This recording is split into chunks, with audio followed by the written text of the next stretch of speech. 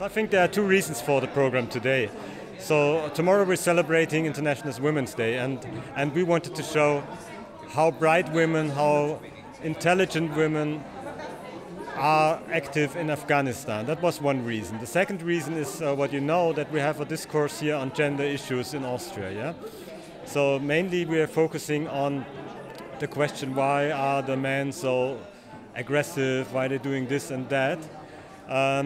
There was not a lot of talks about women. And women in Austrian media, Afghan women I'm speaking about, are not very often mentioned. They are not very often presented. And I think that was the second reason.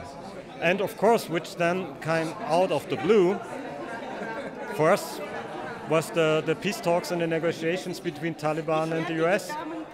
And then we said, of course, there are a lot of concerns of the women about the results of these peace talks and what's going on then in the next couple of months and then maybe next year.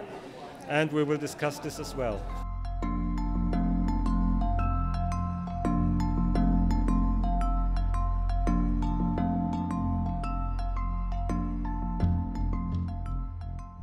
In my opinion, and as we are following the news, so far the negotiations and talks with the Taliban as the armed opposition group against the Afghan state, there is no Afghan present in that room. It's the Taliban who claim to be Afghans entirely, and it is the Americans who are talking to them. There is no representation from the Afghan government, there is no representation from the Afghan political opposition, if we call it, and so forth. So that's like a major concern for majority of Afghans, men and women included, in Afghanistan, because in reality, if a process like this goes ahead and there is something compromised between the United States and the Taliban in the absence of the Afghans, then it's extremely worrying. Afghan women have raised their concerns, have raised their voices in protests against the fact that they are completely ignored in this process. We agree that in principle it was good to begin the negotiations between Americans and the Taliban, because they are the two major sides of the war. But to continue this, and especially to discuss about a political settlement in Afghanistan, in the absence of the Afghan people, in the absence of women, is not just acceptable, and we can assure the Americans, we can assure the whole world that it will not end in a sustainable peace.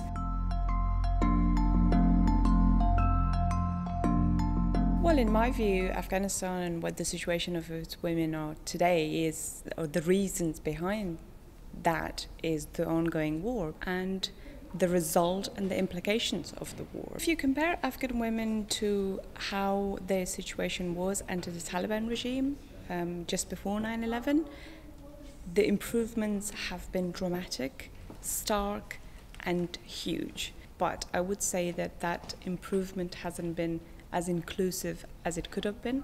The international community is something that they can do to help not just Afghan women, but Afghanistan as a whole, is for them to remain engaged with the country, to remain engaged with what's happening in Afghanistan, and also to be able to go and lobby and support the sort of efforts that will bring about a just, inclusive, democratic, and peaceful Afghanistan.